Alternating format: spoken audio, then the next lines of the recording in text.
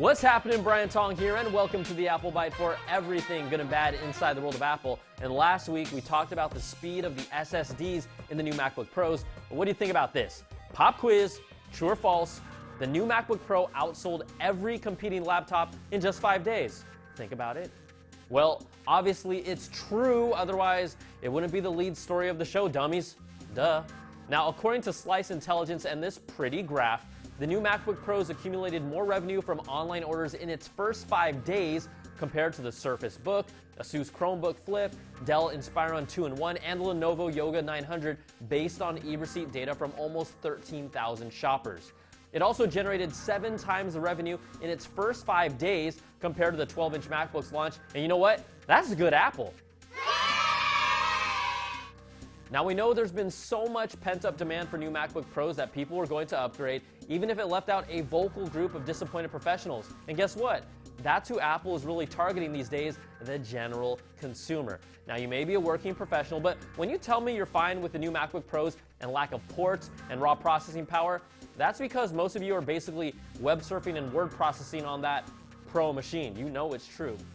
All right, Apple third-party retail inventory records have revealed that the new MacBook Pros with the Touch Bar will be available on November the 17th. That's the date we're targeting now. Apple is currently showing a 4 to 5 week shipping estimate for Touch Bar models, but the 13-inch without one is available now. And based on the previous story, you can expect big sales numbers from this product launch.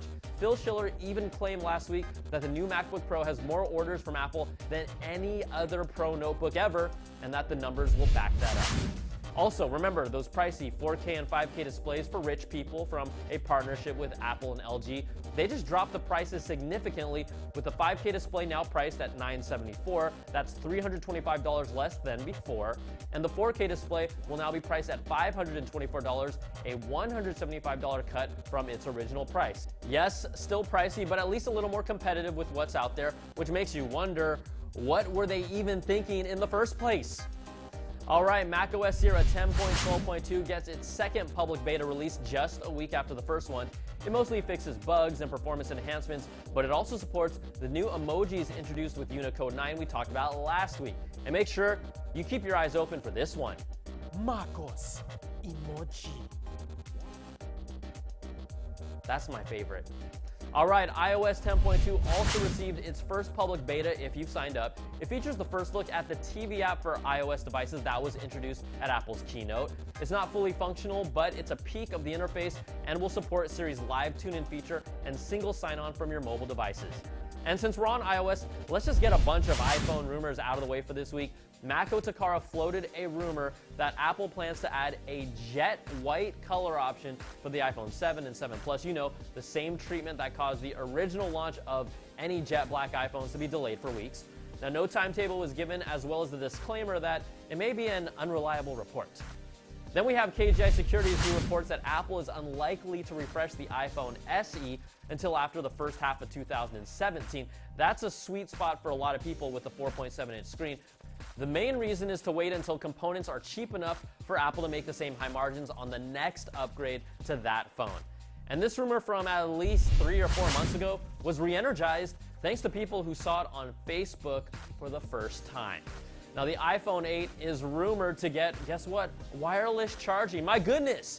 Now, the Nikkei Asian Review reports Foxconn is making wireless charging modules to go along with the 10th anniversary iPhone that's scheduled for release next year. But it will only get to the next iPhone if they're able to produce enough units to meet production. So I'm just going to hold back on this for those of you who think this is the first phone to ever get wireless charging. And before we go, I care about you all, I really do. So I've got a great giveaway for my friends at Belkin. If you have an iPhone 7 and you need both the ability to charge your phone while listening to it at the same time, we're doing an Apple Byte giveaway for the Lightning Audio Plus Charge Rockstar. 3 of them could be yours. All you have to do is watch last week's show. Tell me what was the signature call that I used at the end of the show, and bonus points if you can send me a clip of you doing it, holding it as long as possible, and remember to hold your camera in a landscape mode, please. We'll announce the 3 winners next week.